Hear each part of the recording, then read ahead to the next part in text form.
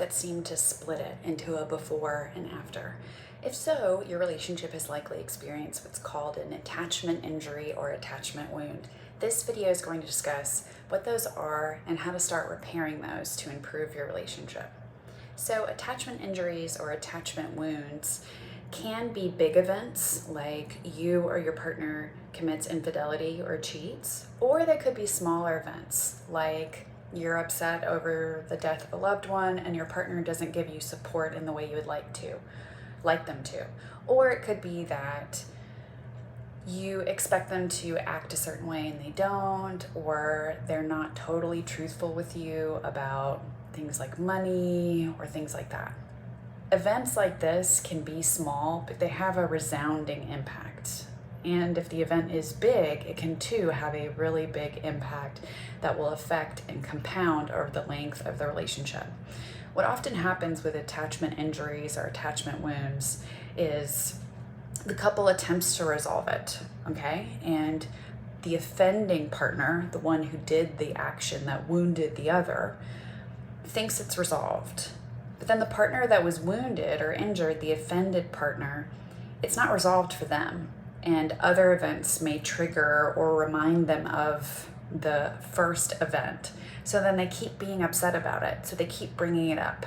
Because of that, the offending partner, or the one who committed the injury, feels upset, frustrated, defensive. They're like, we've covered this. Why are we bringing it up again? And so it ends up with this cycle where the relationship or the couple is not able to move on from the event. It keeps coming up again. It keeps not feeling resolved to either party, especially the partner who has been the injured one or the offended partner. They're the ones who are going to have the biggest impact for this. This can cause that partner to withdraw, distance themselves emotionally, and it can start to sort of chip away at the connectiveness of that couple.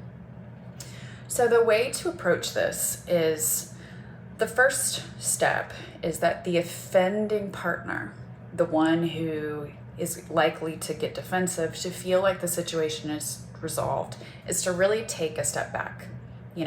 Yes, the situation has seemed resolved, but if it's not resolved to the offended or injured partner, it's not resolved to the relationship. So they really need to take a step back and realize that if we're going to work on this in a big, important way, I need to stop being defensive, trying to excuse it, justify, rationalize it. I really just have to take a step back and listen, validate, and support my partner, okay? And that's an integral part of moving on from an attachment injury or attachment wound. The next step is that the offended or injured partner needs to share their feelings and feel safe to about the specific event as well as the impact of that event. So they might share that, they were upset that their partner did not support them the way that they would have liked when they had lost a parent. And that because of that, they felt uncertain, unsure, uncomfortable about sharing other things with them in the future because they felt like their partner wouldn't support them in the way that they would like it. And that it caused them to emotionally distance.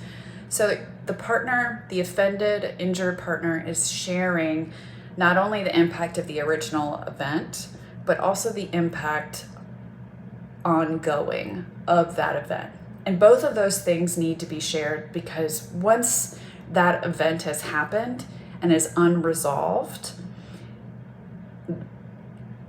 there's still that impact there, and that needs to be shared too. Both of those pieces are important because in the end, for the couple, it's not just about getting over the original event, it's also getting over all of the little events that remind and upset the injured or offended partner.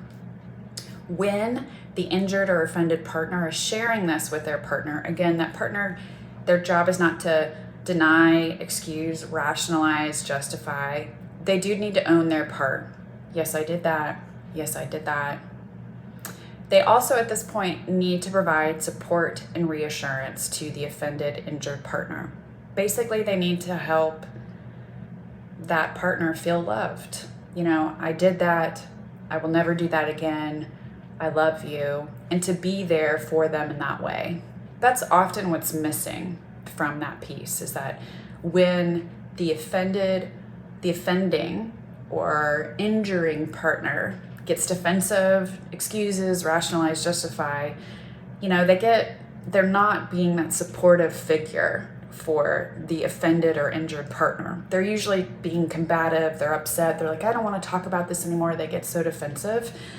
But that ends up just continuing to hurt the offended or injured partner, when their job is to really step into that space of, I love my partner, I care and support for my partner. This is how I'm going to be there for my partner on an ongoing basis. So those are really the steps to move on.